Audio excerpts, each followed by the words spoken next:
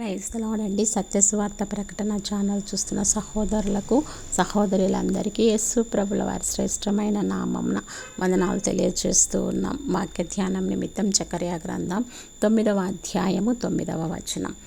సియోను నివాసులారా బహుగా సంతోషించుడి, యెరూషలేము నివాసులారా ఉల్లాసముగా ఉండుడి. నీ రాజు నీతిపరుడును రక్షణ గలవాడును దీనుడునై గాడిద పిల్లను ఎక్కి నీ వద్దకు వచ్చుచున్నాడు. ఆమేన్. ఈ యొక్క వాక్య భాగము మత్తయి సువార్త 21వ అధ్యాయంలో ఈ లేఖనం నెరవేరినట్లుగా మనం అక్కడ చదువుతాం. చూడండి, మత్తయి సువార్త 21వ అధ్యాయం మొదటి నుంచి చదివినట్లయితే అక్కడ యేసు ప్రభుల వారు ఒక కట్టబడి ఉన్న గాడిద పిల్లను తన యొద్దకు తీసుకొని రమ్మని శిష్యులను పంపిస్తారు. అవును, ఈరోజు మనం ఎటువంటి కట్ల చేత బంధించబడి ఉన్నాం? పాపమా, శాపమా, రోగాల, అప్పుల బాధల, ఏ కాడితో బంధించబడి ఉన్నా కూడా దేవుడు ఈరోజు ఆ కట్ల నుండి మనకు విడుదలనివ్వబోతున్నాడు. ఆమెన్.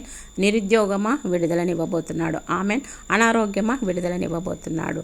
అంతేకాకుండా ఆయన నీతిపరుడు, దీనుడు, రక్షణ ఇచ్చేవాడు. ఆయన దీనుడుగా ఈ లోకంలో బ్రతికాడు. మనకు దీనత్వం నేర్పించాడు, మనకు సాత్వికంగా ఉండాలని నేర్పించాడు. అంతేకాకుండా ఆయన మనకు రక్షణ ఇచ్చేటటువంటి వాడు. ఆమెన్.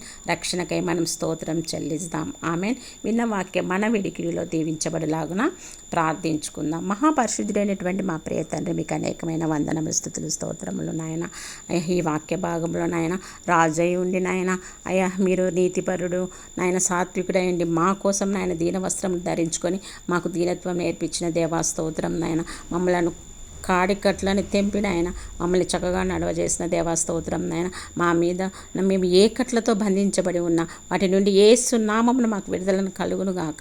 ఆయన ప్రార్థనలు ఏకీభవిస్తున్న ప్రతి ఒక్క బిడ్డను జ్ఞాపకం చేసుకొని నాయన, వారి కుటుంబాల్లో నాయన ఉన్నటువంటి ప్రతి ఒక్క కట్లను నాయన మీరే విడిపించి వారిని నాయన విమోచించండి, రక్షించండి. ఈ కొద్ది విన్నపములు యేసు ప్రభుల వారి శ్రేష్టమైన నామమున ప్రార్థిస్తున్నాము తండ్రి. ఆమేన్. అందరికీ ప్రైజ్ ది లార్డ్ అండి.